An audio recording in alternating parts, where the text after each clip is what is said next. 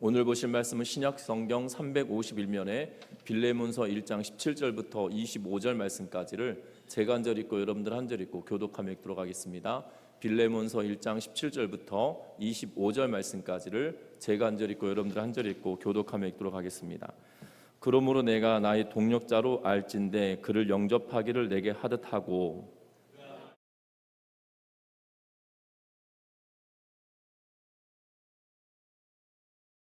나 바울이 친필로 쓰노니 내가 갚으려니와 내가 이 외에 내 자신이 내게 빚진 것은 내가 말하지 아니하노라.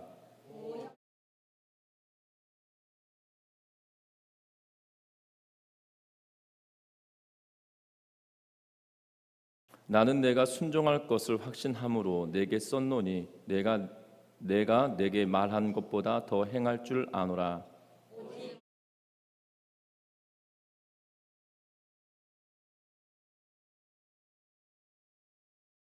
그리스도 예수 안에서 나와 함께 갇힌 자 에바브라와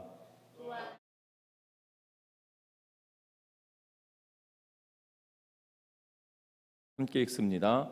우리 주 예수 그리스도의 은혜가 너희 심령과 함께 있을지어다. 아멘. 우리 서로 인사 나누고 말씀 나눕니다. 사랑하고 축복합니다. 은평 성결교회를 담임하시는 한태수 목사님께서 국민일보의 겨자씨라고 하는 그 기독교 관련된 그 섹션이라고 하죠. 거기에 수록 기고한 글인데요. 이렇게 기록합니다. 얼마 전 전라남도 신안군 자은면에 집회를 인도하러 갔습니다. 섬이라 배를 타고 가야만 했습니다. 들어가는 날 풍랑주의보가 내려져 배가 출항하지 못했습니다. 장로님들이 유람선 한 척을 대절하여서 기다리고 있었습니다. 높은 파도를 헤치며 1시간 동안 달렸습니다. 파도가 배 앞을 가렸습니다. 옆을 보니까 선장이 참으로 능숙하고 담대했습니다.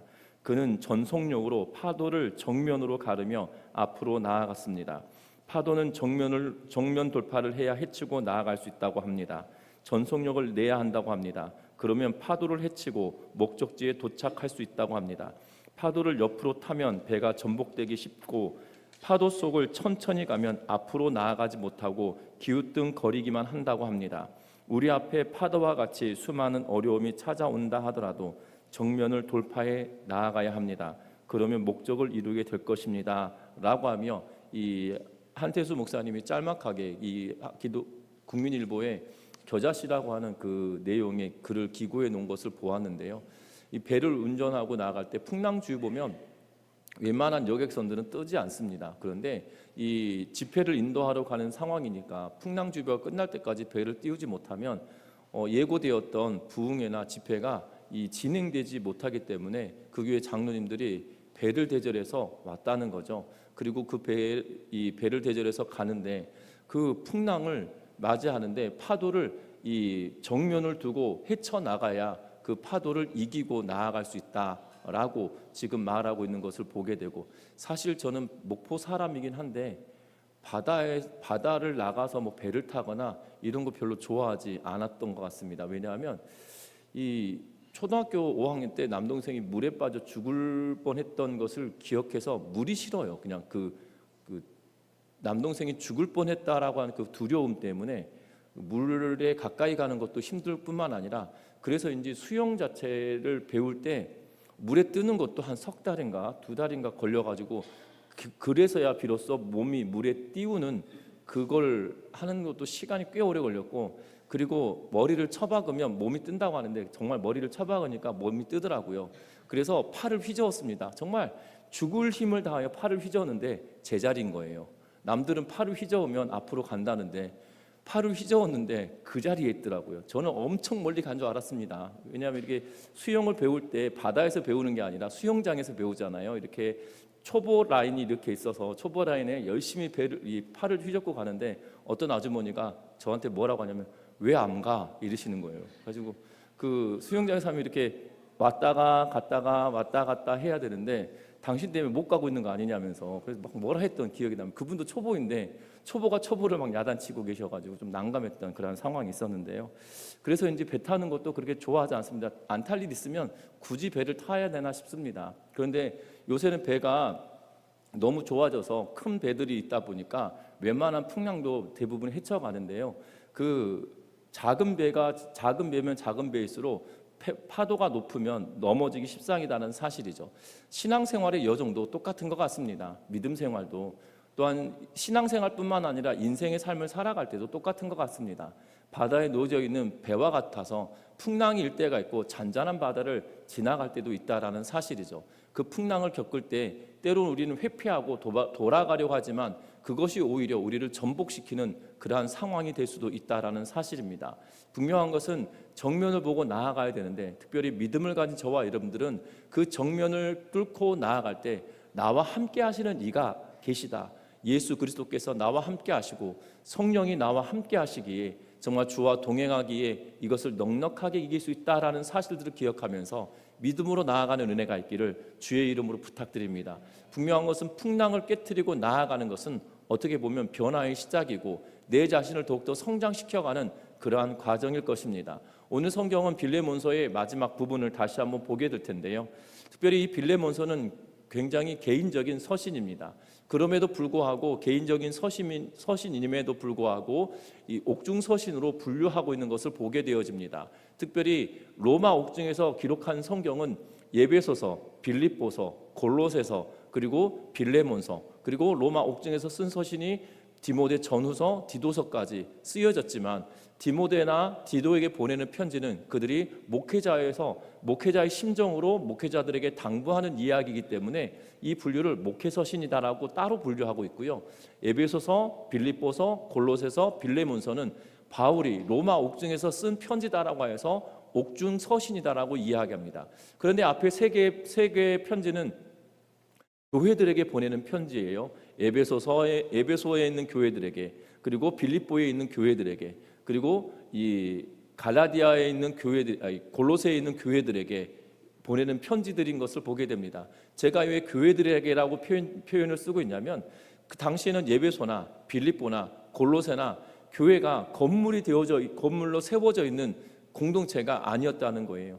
지금처럼 예배당을 짓고 성도들이 주일이면 모여서 예배하는 그러한 예배의 초소가 아니라 각각의 가정에서 교회가 시작되어졌고 예배 초소에 가정들이 모여져 있는 상황이기 때문에 10명, 20명, 100명 이렇게 모이는, 100명을 모이더라도 그렇게 모일 수 있는 공간들이 되지 않기 때문에 교회다라고, 빌립보 지역에 있는 교회다라고 이야기하지만 가정마다 모여지는 상황이 더 크기 때문에 골로새 지역에 있는 교회들, 또한 에베소 지역에 있는 교회들, 빌립보에 있는 교회들이다라고 표현하는 것이 마땅할 것 같습니다. 어찌되었든 오늘 이 빌레몬서는 골로새에 있는 교회의 지도자 가운데 한 명으로 여겨지고, 특별히 이 골로새서와 더불어 함께 보내진 편지가 바로 이 빌레몬서인데, 그래서 우리가 지지난주에는 골로새서를 끝냈는데요, 골로새서와 빌레몬서를 함께 읽는 것이 오히려 효과적이기 때문에 골로새서를 끝내고 빌레몬서를 보고 있다는 겁니다. 특별히 빌레몬서를 보내면서 빌레몬에게 당부하고 있는 내용이 있습니다. 그 빌레몬에게 당부하는 내용은 다른 것이 아니라 지금 바울과 함께하고 있는 이 오네시모에 대한 처분을 내려달라고 요청하기 위하여 지금 오네시모에 대한 처분을 빌레몬에게 해결해달라고 이야기하면서 간청하고 있는 그러한 모습으로 이야기하고 있다는 거죠. 그런데 오늘 이 간청하는 내용의 뒷부분을 다시 한번 뒷부분을 보게 될 텐데요. 앞에 이 1절부터 시작해서 16절까지의 내용들을 다시 한번 복기되어지는 부분들도 있을 거예요. 왜냐하면 지금 딱 목적은 하나거든요. 빌레몬 당신의 종이었던 이 오네시모가 지금 당신에게로부터 도망쳐서 어떻게 흘러서 에베소 지역에 있어야 될 종이 지금 로마 옥중에 갇혀 있다는 거죠. 정말 꽤 먼 거리를 도망쳐서 와 있는데 이 도망자인 종을 지금 내가 만났고, 이 사람은 이곳에서 나에게 신실하게 영적인 아들로 양육되어진 사람이다, 나에게 필요한 사람이다. 그런데 이 사람을 다시 당신에게 돌려보내니 이 사람을 잘 처분해달라라고 이야기하면서 말하는 내용이 딱 이거 하나거든요.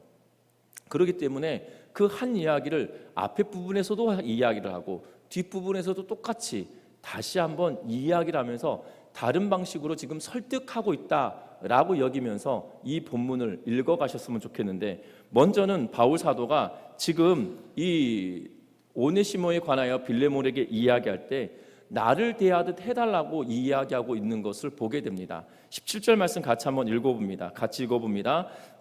그러므로 내가 나를 동역자로 알진대 그를 영접하기를 내게 하듯 하고. 아멘.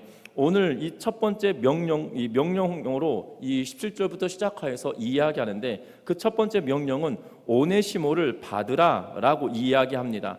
영접하라라고 표현하면서 받으라라고 이야기하고 있는데, 시작을 그러므로라고 하는 접속사를 통해서 시작하고 있는 것을 보게 됩니다. 앞에서 이미 빌레몬에게 향한 간청의 내용들을, 일련의 내용들을 설명해 놓고 이제는 명령형으로 뭐뭐 해라 라는 식으로 지금 말하고 있죠. 그것이 다른 것이 아니라 오네시모를 받아라, 영접하라 라고 이야기하고 있는 것을 보게 됩니다. 특별히 14절에 보면 다만 내 승낙 없이는 내가 아무것도 하기를 원하지 아니하노니 이는 너의 선한 일을 억지같이 되지 아니하고 자의로 되게 하려 함이다 라고 이야기하고 있는 것을 보게 되죠. 특별히 14절 말씀을 통해서 보면 주인이 당신이고 오네시모는 종이었는데, 이 오네시모에 대한 당신이 주인인데 이 종인 오네시모에 대해서 당신이 승낙해야지만이 뭐뭐가 되어지지 않겠냐라고 지금 말하고 난 이 모든 것들에 대하여서 받고, 그러기 때문에 이러한 일들 때문에 이 사람을 영접해달라라고 지금 말하고 있다라는 사실입니다. 분명한 것은 오늘 이 본문의 이야기는 네가 나를 동역자로 생각한다라면, 바울 사도에게 뭐라고 빌레몬에게 바울 사도가 뭐라고 이야기하냐면, 빌레몬 당신이 나를 정말 동역자로 생각한다면 지금 이 오네시모를 영접하기를 뭐 하듯이 하라고요? 나를 대하듯이, 동역자 대하듯이 해달라라고 지금 당부하고 있는 것을 보게 됩니다. 당신과 나의 관계가 진실된 관계다라면, 당신과 나의 관계가 참된 관계다라면, 당신은 이 오네시모를 영접할 때 나를 대하듯이 영접해달라라고 이야기하고 있는 그러한 모습을 보게 된다는 거예요. 여러분들, 이렇게 이야기를 하면 정말 난감할 것 같습니다. 왜냐하면 우리 지금 대한민국의 21세기 대한민국에 살아가는 저와 여러분들은 이 주종 관계에 대하여서 명확하게 이렇게 피부로 와닿지도 않고 주종 관계에 대한 이야기들을 하기가 쉽지 않습니다. 주종 관계에 있는 이야기를 하면 우리는 간혹 이런 이야기가 등장하죠. 신안 염전에 있는 노예, 이렇게 표현되어서 굉장히 뭐라고 표현할까요? 이게 노동력을 착취당하고 또한 이 돈을 주지 않고 사람을 부려먹는 아주 못된 사람들인 것처럼 여겨지는 것이 주종관계의 21세기 대한민국의 주종관계일 것 같아요. 그런데 1세기를 살아갔던 이 사람들에게 주종관계는 우리가 생각할 수 있는 그러한 상황을 뛰어넘습니다. 또한 조선시대에도 마찬가지죠. 조선시대에도 마찬가지입니다. 여러분들 드라마 같은 데서 보면 조선시대에도 주인이 종을 죽여도, 이 주인이 종을 죽이더라도 이것이 이 형사소송을 당하거나 살인죄로 사람을 넘기지 않아요. 저만 알고 있는 사실이 아니지 않습니까? 여러분들도 다 아시는 사실 아니겠습니까? 드라마 사극을 보더라도 주인이 종이 뭘 잘못해가지고 때립니다. 멍석말이라고 하잖아요. 멍석말이 해가지고 막 두들겨 팹니다. 그리고 멍석말이 하고 나서 그 사람이 죽어도 이 관아에 고발당하거나 그 사람이 형을 살거나 뭐 곤장을 맞거나 그런 드라마 내용을 하나라도 본 적 있으시나요? 잘 없거든요. 그러니까는 주종 관계가 그런 관계예요. 생사 여탈권을 쥐고 있는 것이 주인이거든요. 그런데 지금 바울이 뭐라고 이야기하냐면, 너랑 나랑 진짜 진실된 관계 맞냐? 그러면 오네시모하고 관계도 진실되게 너와 나의 관계처럼 대해달라고 말하고 있어요. 얼토당토하는 이야기입니다. 바울하고 빌레몬과의 관계와 오네시모와 빌레몬과의 관계는 전혀 다른 거예요. 지금 어떻게 보면 빌레몬과 오네시모 사이에 바울이 낄 자리가 없는 거거든요. 주종관계에 있는 상황이기 때문에 바울은 어떻게 보면 삼자임에도 불구하고 지금 오네시모를 천거하고 그에게 돌려보내면서 뭐라고 이야기하고 있냐면, 지금 나를 대한 것처럼 오네시모를 대해달라고 이야기하고 있는 그러한 모습을 보게 된다는 겁니다. 그 이유가 무엇입니까? 지금 바울은 오네시모와 특별한 관계에 있는 것처럼 보여진다는 거예요. 특별히 10절에 보니까 갇힌 중에 낳은 아들 오네시모를 위하여라고 이야기하고 있어서 그를 오네시모를 바울 사도의 영적인 아들로 감옥에서 그를 만났는데 양육을 하며 그가 복음으로 변화되었고 온전히 주를 위하여 살겠다라고 결단하며 성심성의껏 살아가고 있던 그였고 12절에 보니까 내 신복이다라고 이야기하는데 신복이다라는 표현이 각주 보시면 이 11절에 보시면 12절에 각주 신복이라는 표현에 밑으로 가면 심장이다라는 단어를 쓰고 있어요. 그러니까는 심장이라고 번역하는 필사본이 있고 신복이다라고 번역하는 필사본이 있는데 이 필사본 가운데 더 유력하고 영향력 있는 필사본은 신복이라고 쓰고 있어서 이 신복이라고 하는 건 내 마음을 헤아리는 종을 두고 신복이라는 표현을 쓰잖아요. 그런데 그 다음에 유력한 번역본은 뭐라고 이 필사본은 뭐라고 이야기하냐면 그는 나의 심장이다 라고 번역하고 있어서 이 둘 다 통용되어지는 그만큼이나 바울이 아끼고 나의 심장처럼 아끼는 사람이다라고 이야기하고 있다라는 겁니다. 여러분들 내 심장이 얼마나 귀합니까? 심장을 꺼내서 이렇게 자랑하는 분 있으시나요? 없거든요. 그러니까 심장이 여러분들 그 가슴에 이렇게 뛰는 것을 보면서도 심장이 가장 소중하고 귀하다라는 것을 우리가 알매도 불구하고 꺼내서 내 심장 좀 봐라 이렇게 말하진 않거든요. 그만큼이나 귀하고 나에게 필요한 존재다라고 이야기하고 있는 것을 보게 되죠. 그래서 오네시모가 그러한 존재이기에 나를 대하듯이 대하여 달라라고 말하고 있는 것을 보게 됩니다. 21세기 대한민국의 상황에서 오네시모와 빌레몬 주종관계에 있는 자들에게 말하는 것과 전혀 상관없이 1세기 생사여탈권을 가지고 있고 특별히 도망자인 노예는 즉결 처분해도 문제가 되지 않아요. 그 자리에서 죽임을 당한다고 해도 문제가 되지 않습니다. 우리 이 과거에 이 추노꾼이라고 하잖아요. 그래서 뭐 드라마 가운데 추노라고 하는 드라마가 엄청 인기 있었던 때가 있었다고 합니다. 그때 보질 못해가지고 다시 찾아보기도 귀찮아가지고 재밌다고 하는 이야기 들었는데 이 유튜브에 짤막하게 요약된 것도 이게 보는 게 귀찮더라고요. 너무 오래된 드라마여가지고 어찌됐든 그 추노꾼이 얼마나 사람을 쫓아다녔는지에 대한 이야기들은 그 추노꾼들이 사람을 그 종을 죽인다 할지라도 문제가 되지 않았던 조선시대나 그 이전에 1세기에 살았던 로마 시대나 그 크게 다를 바가 없을 것 같아요. 주종관계는 더했으면 더했지 덜하진 않거든요. 그런데 그에게 나를 대하듯이 대해달라고 지금 이야기하고 있는 것을 보게 된다는 겁니다. 우리의 신앙의 여정도 오네시모와 같은 존재들이 되었으면 좋겠습니다. 주께서 우리를 평가하실 때 야, 누구누구는 내 심장 같은 존재야. 비록 바울이 이렇게 이야기하고 있지만 우리 주님께서 우리를 평가하실 때 야, 오네시모는 내 심장 같은 존재라고 이야기하는데 야, 저기 전주에 가면 덕진구 전미동에 전미중앙교회 있는데 그곳에 누구누구 있어. 그 사람은 내 심장 같은 존재야 라고 주께서 그렇게 칭찬하시는 은혜가 저와 여러분들 삶 가운데 넘쳐나시기를 주의 이름으로 부탁드립니다. 여러분 도망자였던 오네시모가 여러분들 쉬운 상대가 아니었을 것 같아요. 여러분들 도망자이고 노예인데 얼마나 눈치를 보면서 로마까지 갔을까요? 여러분들 도망자의 신분은 마음 편하지 않습니다. 결단코 마음 편하지 않아요. 결단코 마음 편하지 않는데 그 마음 편하지 않는 삶을 살아가다가 지금 옥에 딱 갇혔습니다. 그러면 자기 방어를 위하여 얼마나 방어 기제를 사용하고 있을까요? 얼마나 많은 이 가시도듬이 그에게 있었을까요? 그런데 그것을 다 바울과 더불어 복음으로 인하여 변화되어지고 바울이 지금 뭐라고 평가하냐면 오네시모는 내 심장 같은 존재다라고 이야기하고 있거든요. 우리가 주님께서 우리를 평가하실 때 죄와 사망 가운데 허물과 죄 가운데 죽었던 저와 여러분들을 살리셔서 하나님의 백성 삼아 주셨거든요. 우리는 이 땅에 죄와 허물로 살아갈 때 얼마나 하나님 보시기에 볼품없는 존재였을까요? 죄 많고 허물 많은 우리여서 때로는 우리가 길거리에 지나가는 주인 없는 개를 볼 때마다 그렇게 느끼잖아요. 주인 있는 개와 주인 없는 개가 여러분들 구별되나요? 구별 안 되나요? 눈에 구별되거든요. 이 사람 뭔가 증명되지 않는데도 그냥 한눈에 알아봅니다.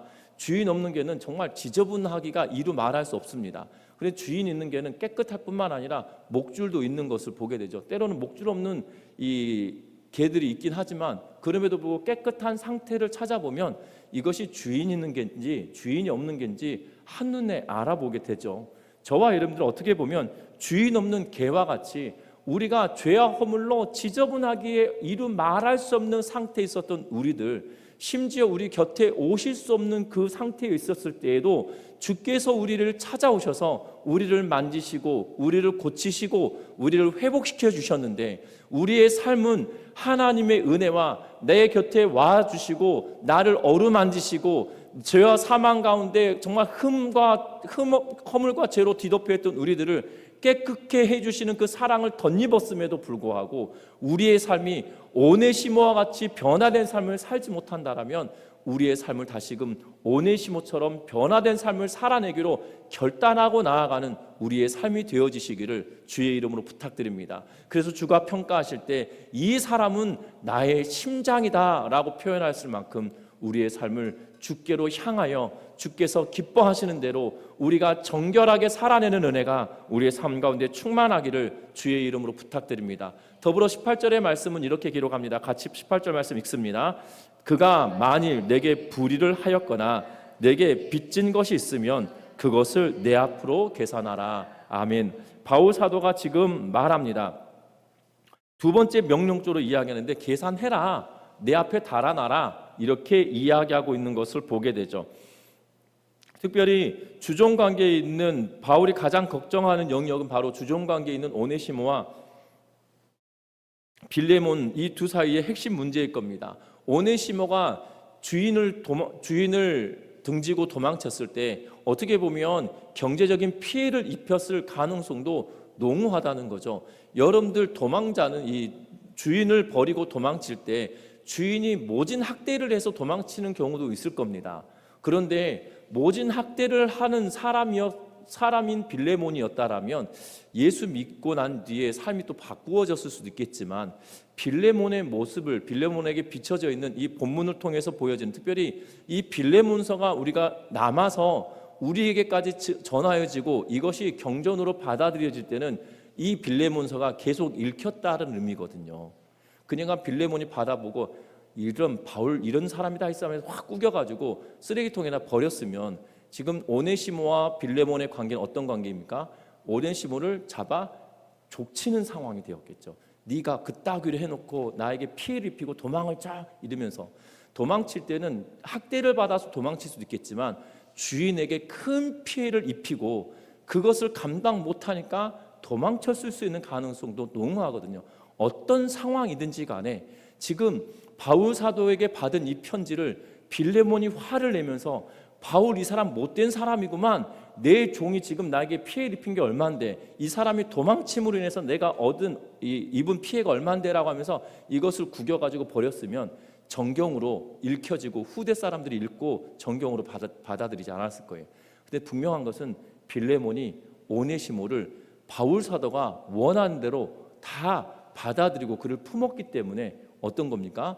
이 빌레몬서를 다른 사람들도 회자하며 읽으며 이것을 교훈 삼아서 교회 경전으로 읽혀지고 있었다는 사실이죠. 특별히 교회 경전으로 신약 성경의 전경으로 받아들여질 때 그냥 받아들여진 것이 아니고 여러 교회들이 이미 정경으로 받아들여졌던 것을 취합하고 통합하면서 이것은 정경의 가치가 있다라고 해서 하였던 것인데요. 그러면 여러 교회들이 읽혀왔다라는 사실이에요. 분명한 것은 이 빌레몬과 오네시모의 문제를 두고 뭐라고 지금 이야기하냐면 피해를 입혔던, 학대를 받아 도망쳤던 이 문제가 다 해결됐다는 거죠. 그런데 이 상황에 바울은 뭐라고 이야기하냐면, 혹여나 이 오네시모가 당신에게 피해를 입혀서 재산상의 물질적인 피해를 입힌 것이 있다라면 그것을 내가 갚겠다라고 지금 이야기하고 있는 것을 보게 됩니다. 이 18절 말씀을 통해서 명확합니다. 오네시모는 빌레몬의 종이었고 오네시모가 빌레몬의 허락 없이 멀리 떨어져 지금 바울과 함께 있다는 거고, 이 빌레몬의 허락 없이 도망쳤다는 것은 무엇인가 피해를 입힌 물질적인 피해를 입혔다는 의미를 분명하게 하고 있다는 거죠. 경제적인 영역을 포함하여서 오네시모를 돌려보내면서 빌레몬 당신에게 피해 입힌 것이 있다라면 내가 그것을 다 갚아주겠다라고 지금 18절 말씀에 이야기하고 있는 모습을 보게 됩니다.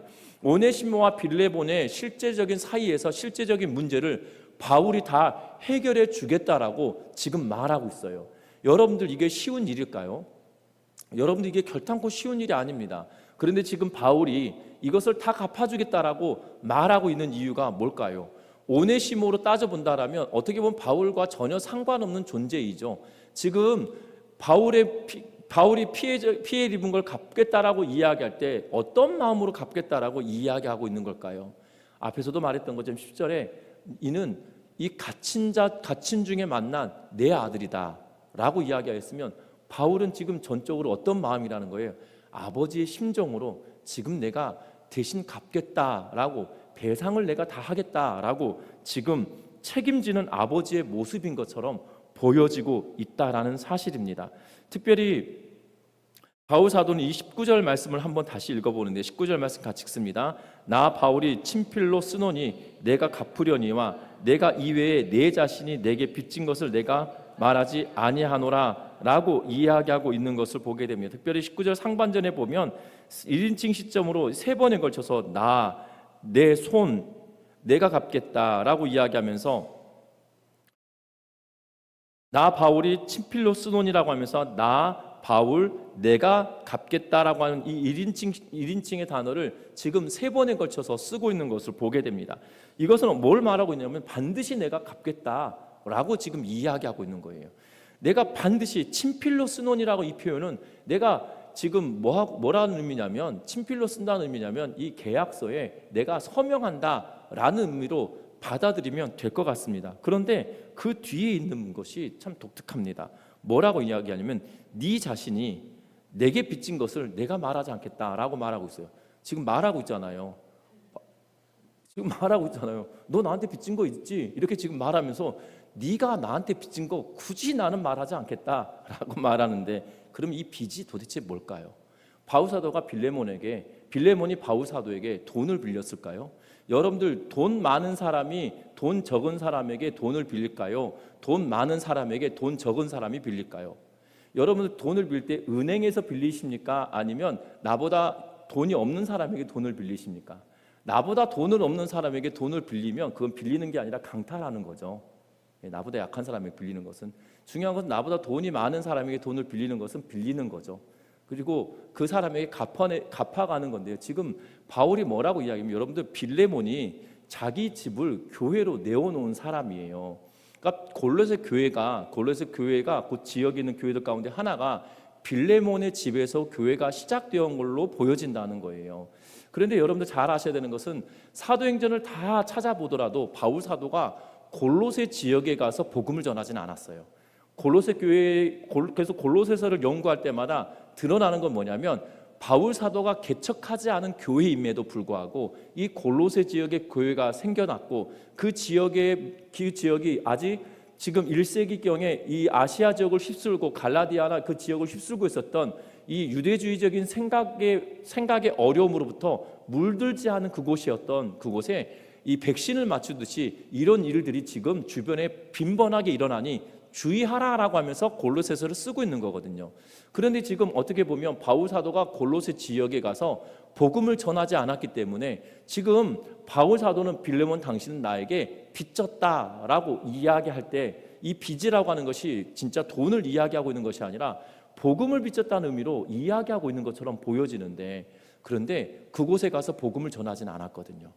그런데 이 의미는 도대체 뭐겠냐는 거예요. 분명한 것은 빌레몬이 어디에서 바울을 만났는지는 모르겠으나 바울을 통하여 그가 예수 그리스도를 경험하게 되었고 예수 그리스도의 사랑을 알게 되었고 그로 말미암아 하나님의 백성된 은혜를 누리게 되었음을 이야기하고 있는 거죠. 그것을 빚이다라고 지금 말하고 있다라는 사실입니다. 어떻게 보면 당신 빚 있다라고 이야기하면서 나 말하지 않는데 빚 있는 거 알지? 이렇게 말하고 있는 어떻게 보면 문맥상 보면 어처구니 없는 상황인 것처럼 보여지나 돈을 빚졌다라는 의미가 아니라 당신은 나에게 복음을 빚진 사람 아니냐라고 지금 말하고 있다라는 사실이죠. 그 복음으로 말미암아 당신과 내가 신뢰 관계에 있기에 내가 당신에게 이것을 갚겠다라고 하는 것은 진짜로 갚겠다는 것이니 당신이 나에게 그것을 요구하십시오라고 말하고 있는 것이지요. 어떻게 보면 바울과 빌레몬이 돈독한 관계가 아니다라면 어쩌면 이것은 너 나한테 빚진 거 있잖아. 그러니까 그 빚을 나한테 돌려. 그럼 무슨 말입니까? 안 갚겠다는 의미잖아요.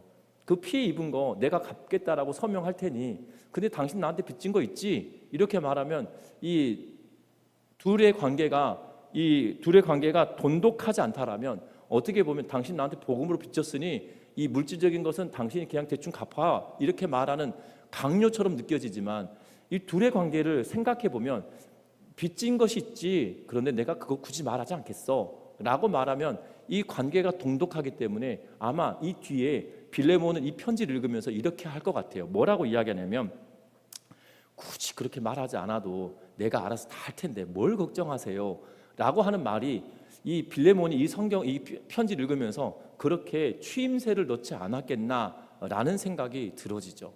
그만큼이나 바울과 빌레몬의 관계가 이만큼 돈독한 관계인 것처럼 보여집니다. 혹여 첨언한다라면 굳이 그렇게 말하지 않는다라도 나는 당신이 원하는 대로 하겠습니다 라는 말이 뒤따라오지 않겠습니까? 분명한 것은 바울의 갚겠다라고 하는 이 표현과 뒤에 따라오는 이 관계의 문제라는 사실이죠. 때로는 분명한 것은 저와 여러분들의 신앙의 여정에도 똑같을 것 같습니다. 하나님과 우리 사이에 있는 관계도 주께서 우리의 죄를 위하여 모든 것을 대신 지불하셨잖아요. 그 대신 지불하심이 핏값으로 지불하신 것이잖아요. 그러하기에 우리가 주님께서 우리에게 무언가 요구하실 때 어떠한 삶으로 나아가야 되겠습니까? 당신께서 굳이 그렇게 말씀하지 않으셔도 나는 주의 뜻에 따르겠습니다 라고 고백하며 살아가는 저와 여러분들 되시기를 주의 이름으로 부탁드립니다. 주께서 우리에게 말씀하시고 또한 주께 순종함이 억지가 아닌 강요되어짐이 아닌 하나님의 뜻대로 내가 순전히 나아가겠습니다. 당신만 내가 다 알지요 라고 하며 나아갈 수 있는 하나님과 그리스도와 저와 여러분들의 관계가 그런 관계로 세워지고 정립되어지는 그러한 단계가 되어지시기를 주의 이름으로 부탁드립니다. 그러면서 빌레몬은 계속적으로 빌레몬에게 뭐라고 이야기하냐면 오늘 20절과 21절 말씀을 같이 한번 읽어봅니다. 20절과 21절 말씀입니다. 같이 읽습니다.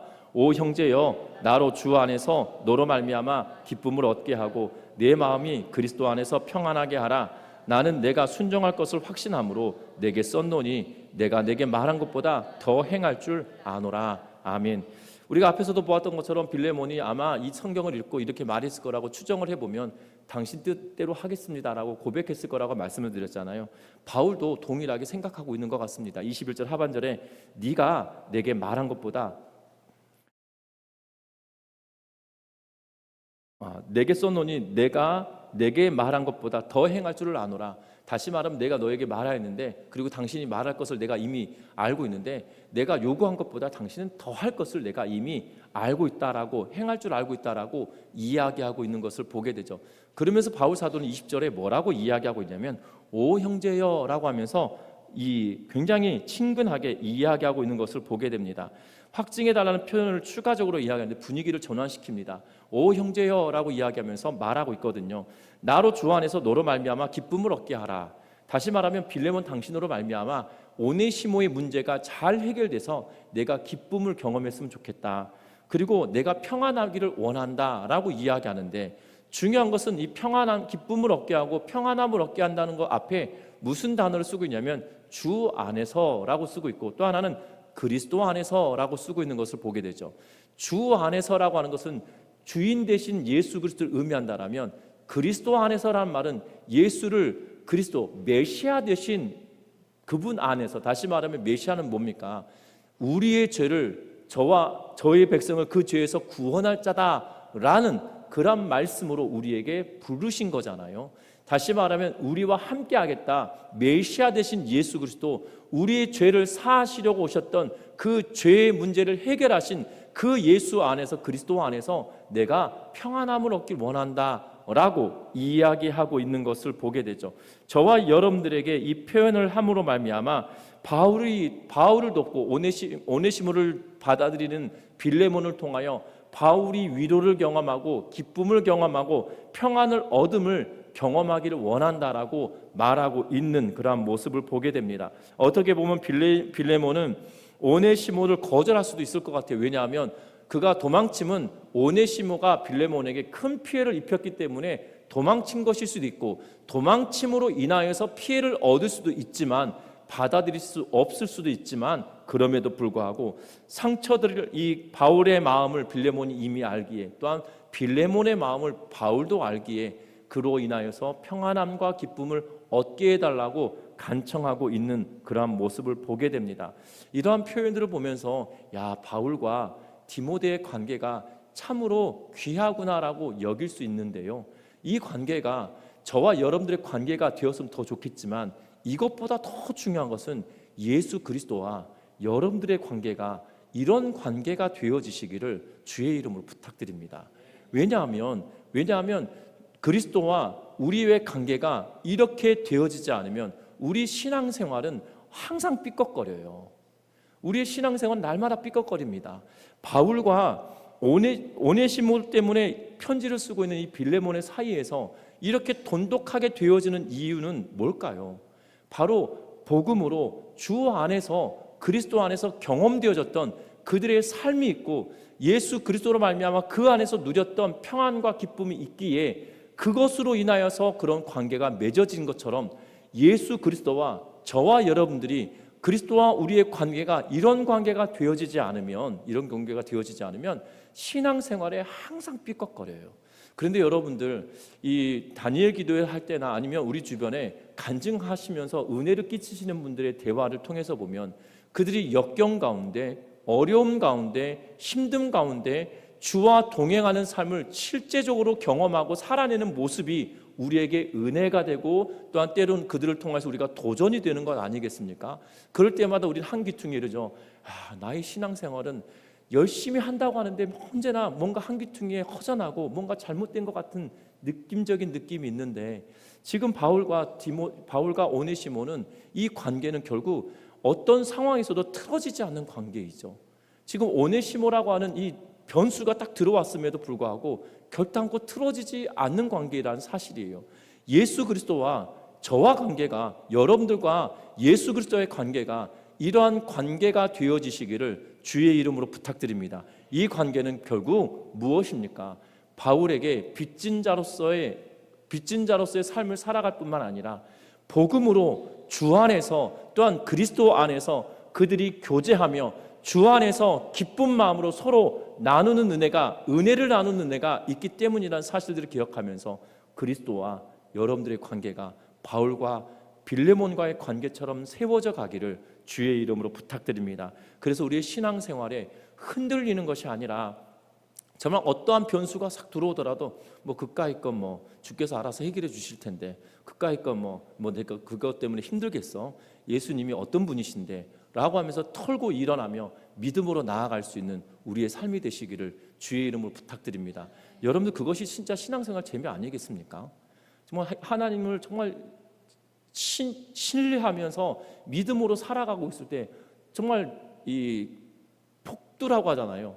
돌발적인 변수가 우리 안에 탁 튀어와서 콩 튀길 때 갑자기 탁탁 튀는 그 폭두와 같은 존재가 있다 할지라도 그곳으로 인해서 우리의 마음이 흔들리고 우리의 신앙이 흔들리고 우리의 관계가 흔들리는 것이 아니라 하나님과 나의 관계가 더 돈독해지고, 그로 인해서 내가 하나님과의 관계가 더 깊어짐으로 말미암아 나와 내 주변의 선한 관계들이 깨트려지는 것이 아니라 그것으로 인하여 더 아름다운 관계들이 형성되어지고 만들어져 가고 우리 교회 공동체가 더 끈끈해져 가고 믿음으로 굳건하게 세워져 가는 그 은혜를 경험하는 우리 모두가 되시기를 주의 이름으로 부탁드립니다. 말씀 맺으려고 합니다. 바울 사도는 빌레몬에게 어떻게 보면 엄청 큰 기대를 하고 있습니다.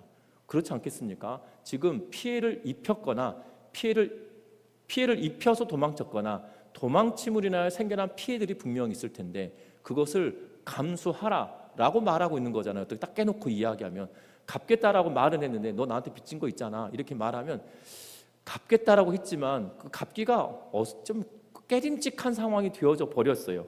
그런데 그렇게 따져보면 바울은 빌레몬에게 큰 기대를 하며 지금 보내는데 바울은 이 빌레몬의 바울에 대하여 뭐라고 했냐면 당신의 기대에 더 부응하겠다라는 의미로 받아들여지고 있고, 앞에서도 말씀드렸지만 이 관계가 잘 해결되지 않았다라면 이 빌레몬서가 우리들에게 전하여지지 않았을 거라는 사실이죠.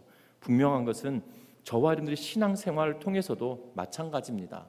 우리의 관계의 문제에서도 또한 변화를 시켜야 될 그 관계 앞에 우리가 오네시모와 바울과의 관계처럼, 빌레몬과 바울과의 관계처럼 저와 여러분들이 그리스도와 우리의 관계가 이런 관계들로 다시 한번 재정립되어지는 그러한 삶을 살아가는 우리 모두가 되시기를 주의 이름으로 부탁드립니다. 기도합니다.